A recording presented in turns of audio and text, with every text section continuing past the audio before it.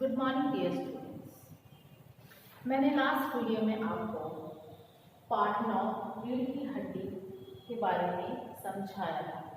इस पाठ का सारांश हमने बताया था और साथ ही साथ मैंने आपको बताया था कि इस समाज में एक शिक्षित लड़की होने के क्या फायदे हैं और एक शिक्षित लड़की समाज में क्या योगदान दे सकती है, क्या वो बन सकती है और क्या वो अपने जीवन में आगे कर सकती है। इस कहानी में हमने आपको बताया था, इस नाटक में, इस एकांकी में जो है उमा नाम की एक लड़की है जिसके विवाह के लिए उसके पिता उसके लिए विवाह के लिए वर चुनते हैं और वो वर जो है उन्हें देखने के लिए उनके घर आने वाले होते हैं। तो उससे पहले कि अब तक हमने जो पढ़ा उसमें हमने देखा कि किस प्रकार उमा के विवाह के लिए जो लड़का और उसके परिवार वाले उसे देखने के लिए आने वाले हैं, किस प्रकार उस घर में उनके स्वागत की तैयारियां चल रही हैं।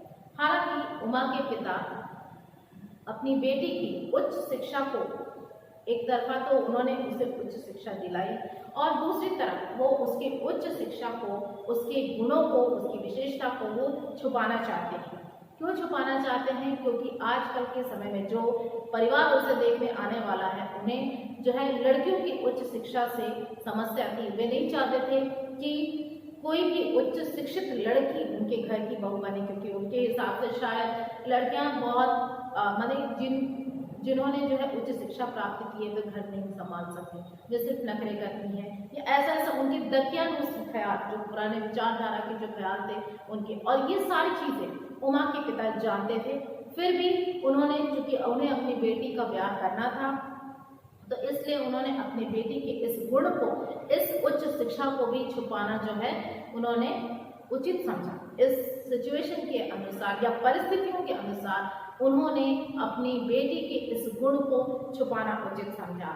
और आइए हम आगे देखेंगे कि किस प्रकार उनके आने पर किस प्रकार दोनों पक्षों में बातचीत होती है और किस प्रकार उमा जो है अपने हक के लिए या अपनी जो शिक्षा है उसके लिए वे उन लोगों के खिलाफ खड़ी होती है और किस प्रकार वो अपने जीवन को ऐसे घर में और ऐसे लोगों के हाथ में अपने जीवन को जाने से वो बचाती है। तो आइए हम आगे बढ़ते हैं अपनी कहानी की तरफ और आगे हम देखते हैं कि दोनों पक्षों के बीच में क्या वार्तालाप होती है और उस वार्तालाप का क्या परिणाम निकलता है। तो उससे पहले हम देख लेते हैं पाठ में आने वाले कठिन शब्दों के अर्थ। तो कठिन शब्दों के अर्थ हैं मेहरबानी, ठीक है, कृपा, मेहरबानी का मतलब कृपा, तकलीफ, ये तो आप जानते हैं, कष्ट, तकल्लुफ, ठीक है, ये उर्दू भाषा का शब्द है तकल्लुफ, जिसका अर्थ होता है कष्ट उठाना।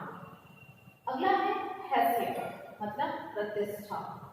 अगला है रस्म, रीति रिवाज। उसके आगे है एहसान, भलाई। फिर है पॉलिटिक्स, राजनीति। अर्ज, प्रार्थना। रुआसापन अर्थात रोने का भाव, ठीक है। तो ये सारे कठिन शब्द हैं जिन शब्दों के अभी प्रयोग हमारे पाठ में होंगे। तो आइए हम आगे बढ़ते हैं अपने पाठ की ओर और आगे की कहानी को हम और देखते हैं।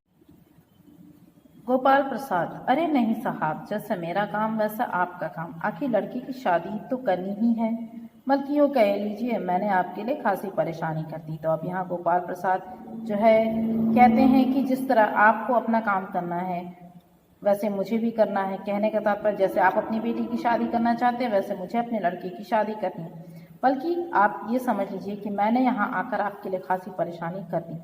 राम स्वरूप, हाँ, ये लीजिए, आप तो मुझे कांटों में घसीटने लगे, हम तो आपके हैं सेवक ही हैं। तो वो अपने आप को इतना दीनहीन बनाते हुए कहते हैं कि मैं तो आपका सेवक ही हूँ। थोड़ी देर बाद वो लड़के की ओर घूमकर कहते हैं कि और कहिए शंकर बाबू, कितने दिनों की छुट्टियां हैं? तो वो लड़के से उनके बारे में, उनके ज़िंदगी के बारे में वो पूछते हैं। शंकर जी, कॉलेज की छुट्टियां तो नहीं है, वीकेंड में चला आया था।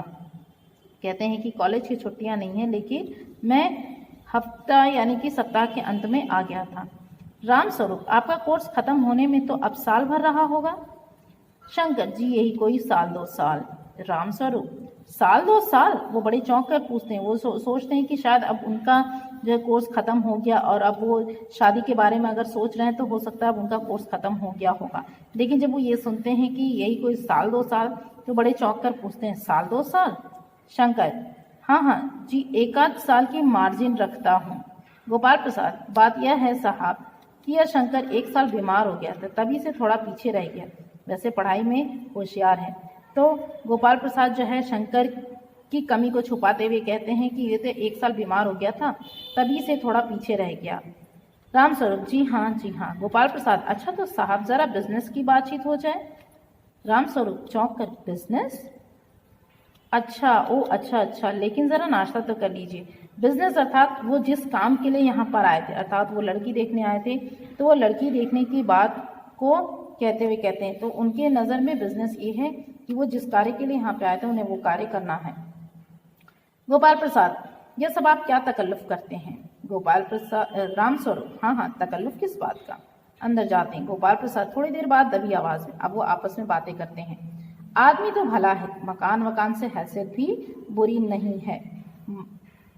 पता चले लड़की कैसी है, मतलब मुख्य तो लड़की थी, लड़की कैसी है? शंकर, जी। रामस्वरूप चाय की ट्रे लिए हुए प्रवेश करते हैं। गोपाल प्रसाद, आखिर आप माने नहीं? रामस्वरूप चाय प्याले में डालते हुए, आपको कैसी चाय पसंद है? गोपाल प्रसाद, मुझे तो आप आधा दूध और आधी चाय दीजिए, चीनी जरा ज्यादा डालिएगा। कम चीनी में क्या जाएगा?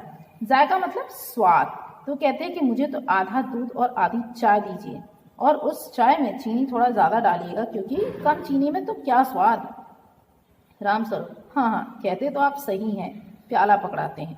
शंकर, सुना है सरकार अब ज्यादा चीनी लेने वालों पर भी टैक्स लगाएगी। अब ये बातें घुमाने का प्रयास करते हुए कहते हैं कि सरकार जो है अब चीनी लेने वालों पर भी टैक्स लगाएगी। गोपाल प्रसाद, अरे साहब मेरी मानो तो सरकार को बस एक ही टैक्स लगाना चाहिए। तो गोपाल प्रसाद कहते हैं कि क्या कहते हैं, अब क्या कह सकते हैं कि मेरी मानो तो बस अब सरकार को सिर्फ एक ही टैक्स लगाना चाहिए। कौन सा टैक्स? रामस्वरूप शंकर को प्याला पकड़ाते हुए, और वह क्या? गोपाल प्रसाद, खूबसूरती पर टैक्स। रामस्वरूप और शंकर दोनों हंसते हैं। मजाक नहीं साहब, टैक्स देने वाले चू भी नहीं करेंगे, देखिए कैसी आमदनी बढ़ेगी सरकार की। रामस्वरूप, वाह वाह, खूब सोचा आपने, हम लोगों के समय तो खूबसूरती का प्रश्न ही नहीं उठता था, समोसा बढ़ाते। गोपाल प्रसाद, कभी नहीं साहब, कभी नहीं, पर अब तो जैसे भी हो लड़की का खूबसूरत होना निहायत ही जरूर। अब ये लड़की के मोल भाव पर आ जाते हैं कि अब ये लड़की की खूबसूरती पर ये मोल भाव कर रहे हैं। चाहे जैसे करे, पाउडर लगाए, क्रीम लगाए, घर की औरतों को तो लड़की सुंदर ही चाहिए। आपकी लड़की तो ठीक ठाक है ना? अब ये गोपाल प्रसाद जो है इनकी लड़की के बारे में अब ये जांच पड़ताल अपनी शुरू करते हैं और पूछते हैं, और इनके ये मानना है कि लड़की पढ़ी लिखी भले से ना हो लेकिन वो खूबसूरत होनी चाहिए। गुण भले से चाहे जैसे भी हो लेकिन वो खूबसूरत होनी चाहिए, घर के सारे कामों से आने चाहिए। रामस्वरूप, जी हाँ, वो तो अभी आप देख लीजिएगा। गोपाल प्रसाद, देखना क्या, आपसे इतनी बातचीत हो चुकी है, तब तो यह रस्म ही समझिए। रामस्वरूप, हाँ हाँ, यह तो आपका मेरे ऊपर भारी एहसान है। गोपाल प्रसाद, जनपत्री तो मिली गई होगी। रामस्वरूप जी, उसका मिलना क्या मुश्किल बात है, ठाकुर जी के चरणों में रख दिया, बस खुद ब खुद मिला हुआ समझिए। तो कहने का मतलब ये है कि जो जिस रीति रिवाज से इनकी शादी होने वाली थी या शादी होती, तो उससे पहले जन्मपत्री जो लड़के और लड़की की देखी जाती है, उसे मिलाई जाती है। उसके बाद जो है उस जन्मपत्री को ठाकुर जी के चरणों में, अर्थात जो पंडित जी लोग होते हैं, पुजारी जो होते हैं, उनके चरणों में रखा जाता है और उसके हिसाब से कुंडली जो बनाई जाती है और उसके अनुसार जो है शादियाँ जो है लोगों की तय की जाती हैं, लड़का लड़की की शादी तय की जाती है। तो वही वो कहते हैं कि कुंडली का मिलना क्या मुश्किल है, जन्मपत्री का मिलना तो क्या मुश्किल है, ठाकुर जी के चरणों में रख दिया, फिर खुद ही मिला हुआ समझिए। गोपाल प्रसाद, बिल्कुल ठीक, लेकिन साहब साफ बात बता दें, हमें ज़्यादा पढ़ी लिखी लड़की नहीं चाहिए, मैट्रिक तक ठीक है, कौन भुगतेगा पढ़ी लिखी के नखरों को, क्यों शंकर? तो अब इनकी सोच देखिए कितनी कह सकते हैं बहुत ही निचली, कह सकते हैं नीच स्तर वाली सोच कह सकते हैं कि ये कहते हैं कि उनको ज़्यादा पढ़ी लिखी लड़की नहीं चाहिए, मैट्रिक तक ठीक है। इनकी नज़र में पढ़ी लिखी लड़कियां जो है नखरे करती हैं। शंकर, जी हाँ, मुझे कोई नौकरी तो करानी है, अब इन्हें नौकरी भी नहीं करानी। गोपाल प्रसाद, लोग मुझसे कहते हैं कि इतने पढ़े लिखे लड़कों के लिए तो बहुए ग्रेजुएट तो लीजिएगा, पर बताओ भला, लड़के लड़कियों की पढ़ाई क्या एक बात है? यदि औरतें भी अखबार पढ़ने लगी, पॉलिटिक्स पर बहस करने लगी, तो चल चुकी गृहस्थी। जनाब, मोर के पंख होते हैं, मोरनी के नहीं। शेर के बाल होते हैं, शेरनी के नहीं। तो अब इनकी सोच इतनी कह सकते हैं निचले स्तर की है। कहते हैं लोग, इनसे कहते भी हैं कि इनका बेटा पढ़ा लिखा है तो उसके लिए तो बहुए ग्रेजुएट ही लाएंगे, पर ये कहते हैं कि बताओ भला, लड़के लड़कियों की पढ़ाई एक बात है। ये तो उस समय की बात थी, परंतु आज के समय में लड़के लड़कियों की पढ़ाई बिल्कुल एक बात ही है। और यदि औरतें भी अखबार पढ़ने लगी, आज के समय में तो औरतें भी अखबार पढ़ती हैं, पॉलिटिक्स पर बहस भी करती हैं और जो है अपनी गृहस्थी भी चलाती हैं। ये कहते हैं कि जनाब, मोर के पंख होते हैं, मोरनी के नहीं। शेर के बाल होते हैं, शेरनी के नहीं। परंतु ये बात सत्य है कि मोर के पंख होते हैं, मोरनी के नहीं, शेर के बाल होते हैं, शेरनी के नहीं। लेकिन अगर इंसानों में लड़के और लड़की में यदि तुलना की जाए तो आजकल लड़कियां लड़कों से कम नहीं है, ये तो सभी जानते हैं, ठीक है। रामस्वरूप, जी हाँ, और मर्द की दाढ़ी होती है, औरत की नहीं। हाँ हाँ, तो सभी हंसने लगते हैं। तो ये लड़की की गुणवत्ता का, उसके गुणों का यह एक तरीके से उपहास कह सकते हैं, उसका मजाक उड़ाया जा रहा है, उसका उपहास किया जा रहा है। रामस्वरूप, हाँ हाँ, मेज को एक तरफ सरका देते हैं, फिर अंदर के दरवाजे की तरफ मुंह कर जरा जोर से, अरे जरा पान भिजवा देना। पान की तस्तरी हाथों में लिए उमा आती है, सादगी के कपड़े, गर्दन झुकी हुई। बाबू गोपाल प्रसाद आंखें गड़ाकर और शंकर आंखें छिपाकर उसे ताक रहे हैं। तो अब जो है वो पान देने के बहाने अब जो है उमा जो है कमरे में प्रवेश करती है। तो ये इसकी विशेषता है कि हाथ उसके साथ कपड़े सादगी वाले हैं, गर्दन उसकी झुकी है और सभी उसे आंख गड़ाकर देखते हैं। रामस्वरूप, हाँ हाँ यही, हाँ हाँ आपकी लड़की है, लाओ बेटी पान मुझे दो। उमा पान की तस्तरी अपने पिता को देती है। उस समय उसका चेहरा ऊपर को उठ जाता है और नाक पर रखा हुआ सोने की रिम वाला चश्मा दिखता है। बाप बेटे दोनों चौंक उठते हैं। तो अब क्या है, रामस्वरूप जो है उसको देखते हैं और उसके हाथ से जो है पान जो है ले लेते हैं और इस समय जो है उसका चेहरा उठता है और नाक पर रखा हुआ वो चश्मा लगाती है, देखते हैं। और जब ये बाप बेटे उसके चश्मे को देखते हैं तो दोनों चौंक उठते हैं। गोपाल प्रसाद और शंकर एक साथ, चश्मा? मतलब इतने चौंकने की बात थी उनके लिए कि चश्मा भी उनके मतलब लड़की की आंख में नहीं होना चाहिए था। कहने का तात्पर्य कि लड़की में कोई कमी नहीं होनी चाहिए थी। रामस्वरूप, जरा सबका कर। जी वह तो पिछले महीने में इसकी आंखें दुखने लगी थी, सो कुछ दिनों के लिए चश्मा लगाना पड़ रहा है। तो अब ये रामस्वरूप जो है अपनी बेटी की इस कमी तो नहीं कह सकते, लेकिन हाँ उसकी जो शारीरिक जो तकलीफ थी, मतलब आंखें दुखने लगी थी, उसके लिए वो उन्हें समझा रहे। जब वो उसका चश्मा देख करके बिल्कुल चौंक जाते हैं तब उन्हें समझाते हैं कि पिछले महीने इसकी आंखें दुख रही थी, इसलिए जो है इसे जो है चश्मा लगाना पड़ रहा है। फिर गोपाल प्रसाद को उनके ऊपर जो है शक होता है, तब वो कहते हैं कि पढ़ाई वढ़ाई की वजह से तो नहीं है कुछ? रामस्वरूप, नहीं साहब, वो तो मैंने अर्ज किया ना, वो तो मैंने आपसे प्रार्थना की है ना। गोपाल प्रसाद, संतुष्ट होकर कुछ कोमल स्वर में, बैठो बेटी। रामस्वरूप, वहां बैठ जाओ उमा, उस तख्त पर। अपने बाजे के पास उमा बैठती है। गोपाल प्रसाद, चाल में तो कुछ खराबी नहीं है, चेहरे पर भी छवि है। हाँ, कुछ गाना बजाना सीखा है? रामस्वरूप, जी हाँ, सितार भी और बाजा भी। सुनाओ तो उमा एक आध गीत सितार के साथ। उमा जो है सितार उठाती है। थोड़ी देर बाद मीरा का मशहूर गीत मेरे तो गिरधर गोपाल दूसरों न कोई गाना शुरू कर देती है। स्वर से जाहिर है कि गाने का अच्छा ज्ञान है। उसके स्वर में तल्लीनता आ जाती है। उसकी आंखें शंकर की झेपती सी आंखों से मिल जाती हैं और वह गाते गाते अचानक रुक जाती है। तो इसके बाद जब रामस्वरूप कहते हैं कि हाँ इसे गाना बजाना भी आता है, तब उससे कहा जाता है कि गाना जो है सुनाओ, मतलब सितार के साथ उसे गीत सुनाने को कहा जाता है। उमा सितार उठाकर थोड़ी देर बाद जो है मीरा का जो मशहूर गीत है मेरे तो गिरधर गोपाल दूसरों ना कोई गाती है। स्वर से जाहिर है कि गाने का अच्छा जो है ज्ञान भी है, और उसके स्वर में तल्लीनता, मतलब वो अपने गाते गाते अपने स्वर में जो है बिल्कुल तल्लीन मग्न हो जाती हैं, और उसकी आंखें शंकर की झेपती सी आंखों से मिल जाती है, और वो गाते गाते अचानक रुक जाती है। तो वो अचानक से नजर जो है उसकी शंकर की नजर से मिल जाती है, और वो गाते गाते ही चुप हो जाती है। राम स्वरूप, क्यों, क्या हुआ? गाने को पूरा करो उमा। गोपाल प्रसाद, नहीं नहीं साहब, काफी है, लड़की आपकी अच्छा गाती है। उमा सितार रखकर अंदर जाने को उठती है। गोपाल प्रसाद, अभी ठहरो बेटी। राम स्वरूप, थोड़ा और बैठी रहो। उमा बैठती है। गोपाल प्रसाद उमा से, तुमने पेंटिंग वेंटिंग भी? उमा बिल्कुल चुप रहती है। उमा, हाँ वह तो मैं आपको बताना ही भूल गया, वह जो तस्वीर टंगी हुई है कुत्ते वाली, इसी ने खींची है, और वह उस दीवार पर भी। गोपाल प्रसाद, यह तो बहुत अच्छा है, और सिलाई वगैरह? राम स्वरूप, सिलाई तो सारे घर की इसी के जिम्मे रहती, यहाँ तक कि मेरी कमीजें भी। हाँ हाँ।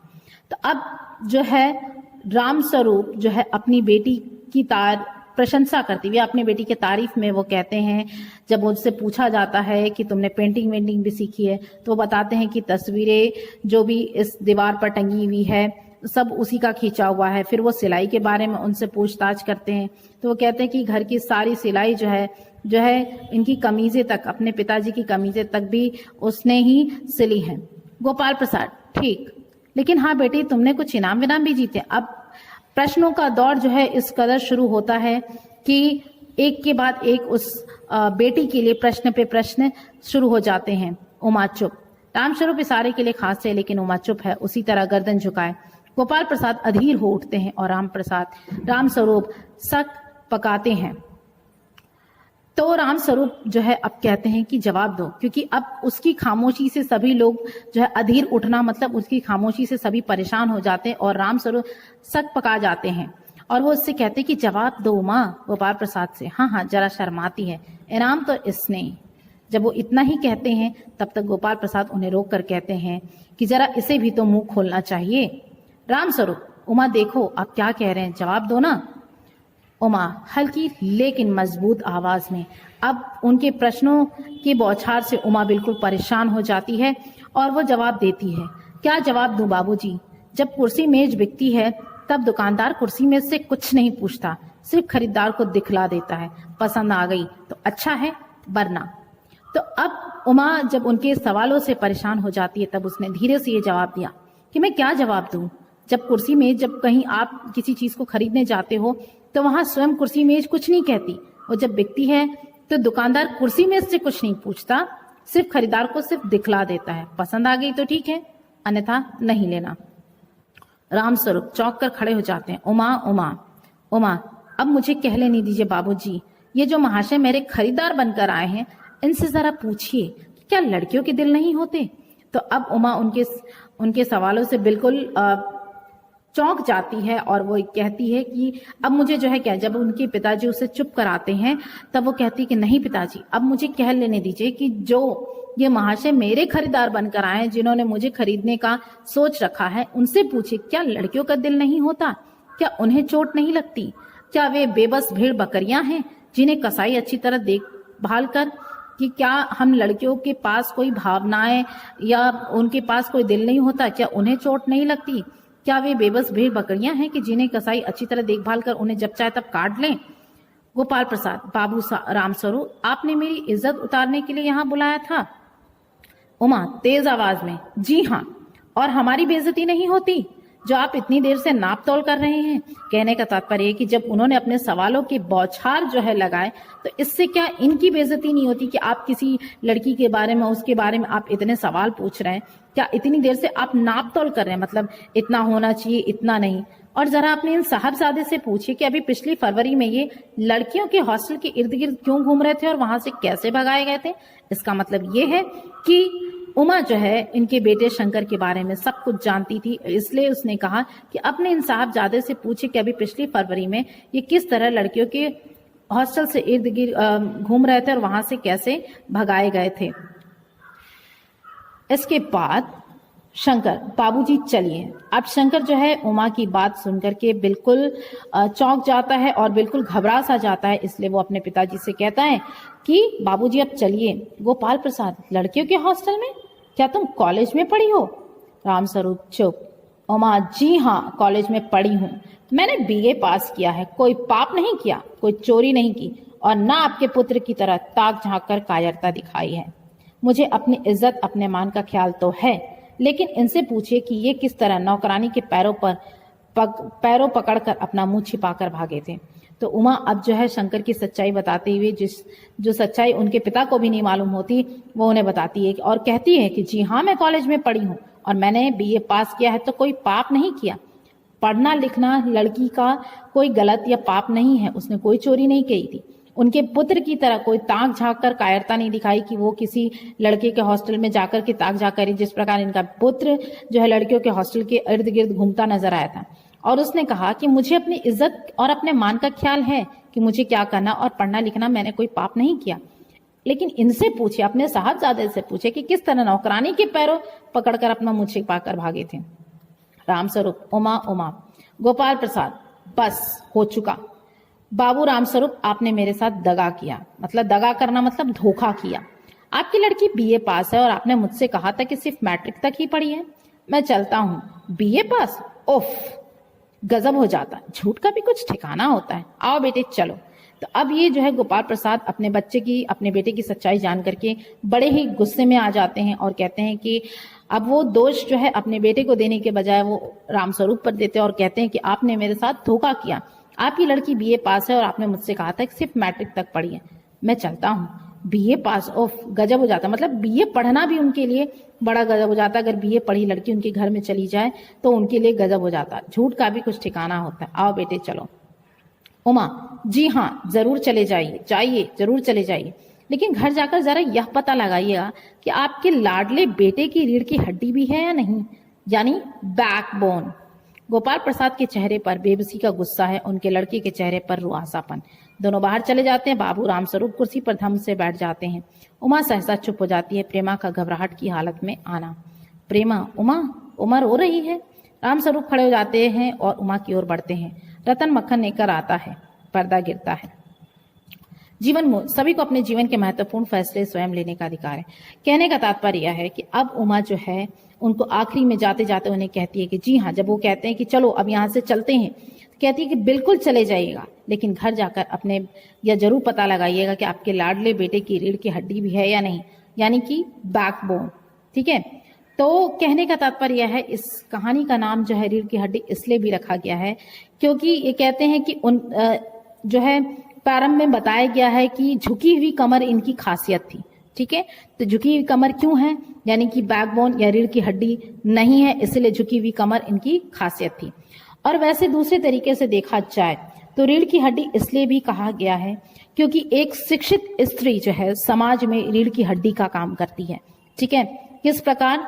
क्योंकि जब स्त्री शिक्षित रहेगी तो घर में रहने वाला हर व्यक्ति शिक्षित होगा। वो अपने बच्चे को शिक्षित करेगी, उसे पढ़ाएगी लिखाएगी, और इस प्रकार घर में रहने वाला हर इंसान शिक्षित बन सकता है। तो सबसे पहले जो नींव घर की होती है वो एक स्त्री होती है, और जब नींव ही कमजोर होगी तो घर तो टूटेगा ही। तो इस प्रकार कहा जाता है कि एक घर में एक स्त्री का, एक बालिका का शिक्षित होना बहुत जरूरी है। एक स्वस्थ समाज और एक सुशिक्षित समाज के लिए घर की स्त्रियों का शिक्षित होना बहुत ही जरूरी है। और आज के समाज में एक शिक्षित नारी का होना समाज की रीढ़ की हड्डी है। किसी भी घर परिवार के लिए रीढ़ की हड्डी है, इसलिए इस पाठ का नाम जो है रीढ़ की हड्डी कहा गया है। और दूसरा कि सभी को अपने जीवन के महत्वपूर्ण फैसले लेने का स्वयं अधिकार है।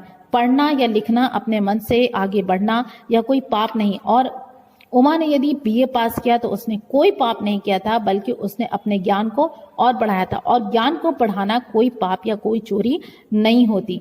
और इस कारण किसी लड़की के साथ विवाह तोड़ना यह समझदारी की बात नहीं है, और समाज में यदि ऐसा होता है तो यह बिल्कुल गलत है। और हमें इस सोच को, लोगों की इस सोच को हमें बदलना है, क्योंकि आज के समय में लड़कियों का शिक्षित होना बहुत ही जरूरी है। क्योंकि जिस हिसाब से समाज में चीज़ें जो बुराइयां बढ़ती हैं, जो घर से जो चीज़ें पनपती हैं, वो सारी चीज़ें जो है समाज में धीरे धीरे आती हैं। तो उससे बचने के लिए सबसे पहले घर की स्त्री का पढ़ना और शिक्षित होना जरूरी है, क्योंकि जब वो शिक्षित होगी तब वो अपने बच्चों को सही शिक्षा देगी, और जब बच्चे सही शिक्षा लेंगे तो वो विद्यालय में और इसके बाद वो आगे समाज में एक अच्छे इंसान बनकर उभरेंगे, एक अच्छे इंसान बनकर वो अग्रसित होंगे। तो मैं उम्मीद करती हूँ कि आपको ये पाठ या एकांकी बहुत अच्छी तरह समझ में आ गया होगा, और एक शिक्षा का जीवन में क्या महत्व होता है ये भी आप बहुत अच्छी तरह समझ गए होंगे। So thank you very much and have a nice day.